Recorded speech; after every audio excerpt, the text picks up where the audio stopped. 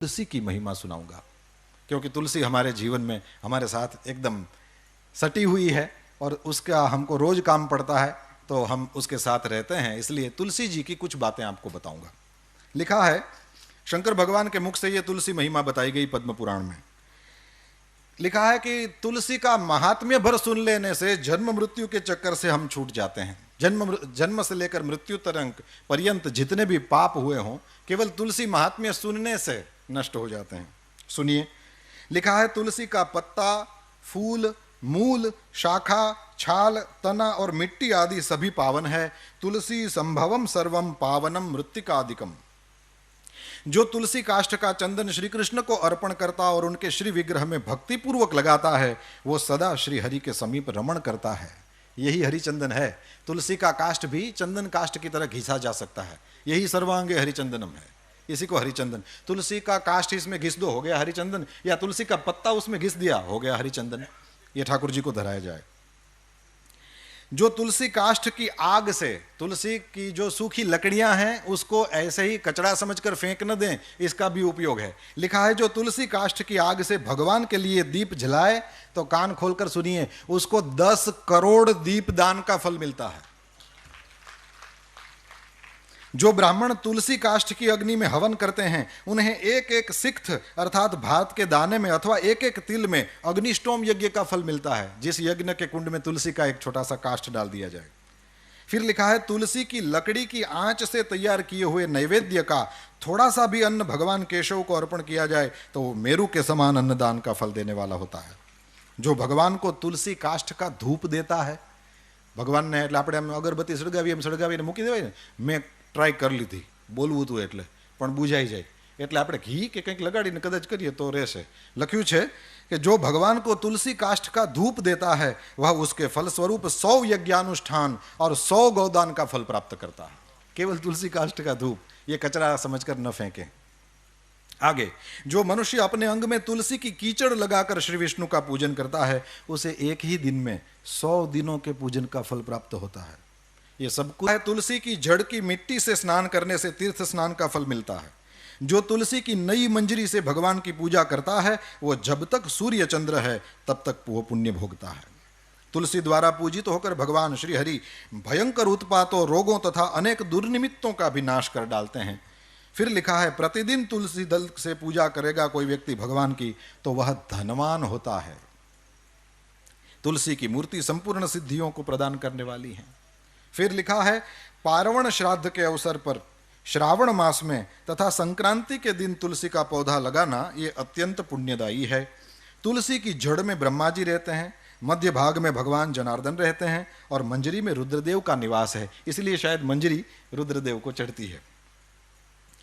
जिस घर, गांव या वन में तुलसी का वृक्ष हो, वहां जगदीश्वर श्री विष्णु प्रसन्न चित्त होकर निवास करते हैं। उस घर में दरिद्रता नहीं होती, वहां दुख, भय, रोग नहीं ठहरते। जहां तुलसी की सुगंध लेकर हवा चलती है, वहां की 10 दिशाएं और 4 प्रकार के जीव पवित्र हो जाते हैं। जिस घर में तुलसी के मूल की मिट्टी हो, वहां संपूर्ण देवता तथा कल्याणमयी भगवान श्री हरि सर्वदा स्थित रहते हैं। आनंद आएगा। लिखा है, विशेषतः शिव मंदिर में यदि तुलसी का वृक्ष लगाया जाए तो उसमें से जितने बीज तैयार होते हैं, मंजरी और मंजरी जब सूख जाए तो उसमें से बीज तैयार होते हैं, उसी को बो दें। आपको कहीं उसके पौधे लेने जाने की जरूरत नहीं, अपनी ही तुलसी से बार बार आप अपना तुलसी का पौधा नया कर लेंगे। तो मंजरियों को संभालना चाहिए, उससे वहीं फिर हमको, ये विदेशों में रहने वाले जब तुलसी संभालना चाहें तो उनके लिए बहुत अच्छा ये मंजरी वाला उपाय है। तो लिखा है कि शिव मंदिर में यदि तुलसी का वृक्ष लगाया जाए तो उसमें से जितने बीज तैयार होते हैं, फिर कान खोल के सुने, उतने ही युगों तक मनुष्य स्वर्गलोक में निवास करता है। भगवान के समीप पृथ्वी तल पर तुलसी लगाने से सदा वैकुंठ की प्राप्ति। तुलसी सर्वत्र पवित्र है और पुण्य तीर्थों में वो अधिक पावन मानी गई है। और फिर लिखा है कि तुलसी वृक्ष के बगीचे का दर्शन और स्पर्श कर लेने मात्र से भी ब्रह्म हत्या आदि पाप नष्ट हो जाते हैं। जिनका मृत शरीर, अब थोड़ी और्ध्वदेहिक बातें भी कर लें और फिर मैं पूरा करूंगा। लिखा है, जिनका मृत शरीर तुलसी काष्ठ की आग से जलाया जाता है, वे विष्णु लोक में जाते हैं। ये जब से मैंने पढ़ा है, मैं जहां भी पहुंचता हूं, किसी की अर्थी वगैरह को देखता हूं, अपने घर से तुलसी काष्ठ ले जाता हूं या वहां कहीं खोज करके उसमें डाल देता हूं। इसमें सबसे पहली मेरी दादी माँ थी। मैंने जब पढ़ा तो उसके बाद सबसे पहली जो भगवान के धाम में गई वो मेरी दादी थी, और मैंने उसी इस वचन को याद करके तुलसी काष्ठ कर दिया। मैंने कहा भाई तो वैसे ही जाएगी हवेली में, जिंदगी भर ठाकुर जी की सेवा करने वाली क्यों वैकुंठ में नहीं जाएगी? वो तो यहाँ थी तब भी वैकुंठ में थी। तो ये करने जैसा है, ये हम कर सकते हैं, इसलिए मैं कह रहा हूं। जिनका मृत शरीर तुलसी काष्ठ की आग से जलाया जाता है वे विष्णु लोक में जाते हैं। मृत व्यक्ति यदि व्यभिचार आदि किसी भी पाप से ग्रस्त हो, तुलसी काष्ठ की अग्नि से देह का संस्कार होगा तो वो शुद्ध हो जाएगा। लिखा है, जिसकी मृत्यु के समय श्री हरि का कीर्तन स्मरण और तुलसी की लकड़ी से जिस शरीर का दाह किया जाए उसका पुनर्जन्म नहीं होता। आपको लगेगा कि इतने सारे तुलसी काष्ठ कहां से लाएं, क्योंकि मनुष्य शरीर के लिए तो ज्यादा चाहिए। तो यहां लिख दिया है, यदि दाह संस्कार के समय अन्य लकड़ियों के भीतर एक भी तुलसी काष्ठ हो तो करोड़ों पापों से युक्त होने पर भी मनुष्य की मुक्ति हो जाती है। तुलसी काष्ठ से मिश्रित होने पर सभी काष्ठ पवित्र हो जाते हैं। वैसे श्मशान में यदि कभी जाना हो तो लिखा है कि श्मशान का वो जो मृतक अग्नि है, चिता जब जलाई जाए तो मृतक जो अग्नि है उसमें से जो धुआं उठता है, वो धुआं यदि स्पर्श कर जाए तो लिखा है कि जन्म भर किया हुआ पुण्य खत्म हो जाता है। अब यहां और कुछ लिखा है, यदि तुलसी का स्पर्श करा दिया जाए तो क्या होगा? लिखा है, जिस अग्निशाला या श्मशान में घी के साथ तुलसी काष्ठ की अग्नि प्रज्वलित होती है वहां जाने से मनुष्यों का पातक भस्म हो जाता है। उसमें पुण्य भस्म हो जाने की बात है, यहां पाप भस्म हो जाने की बात आई। तुलसी काष्ठ की अग्नि से मृत मनुष्य का दाह होता देख क्या होता है? बोले विष्णुदूत ही आकर उसको वैकुंठ में ले जाते हैं। वो करोड़ों जन्मों के पापों से मुक्त होकर भगवान विष्णु को प्राप्त करता है। जो मनुष्य तुलसी काष्ठ की अग्नि में जलाए जाते हैं उन्हें विमान पर बैठकर वैकुंठ में जाते देखकर देवता उनके ऊपर पुष्पांजलि चढ़ाते हैं। ऐसे जीव को देखकर भगवान विष्णु और शिव संतुष्ट होते हैं, और लिखा है, श्री जनार्दन सामने जाकर हाथ पकड़कर अपने अक्षरधाम में ले जाते हैं।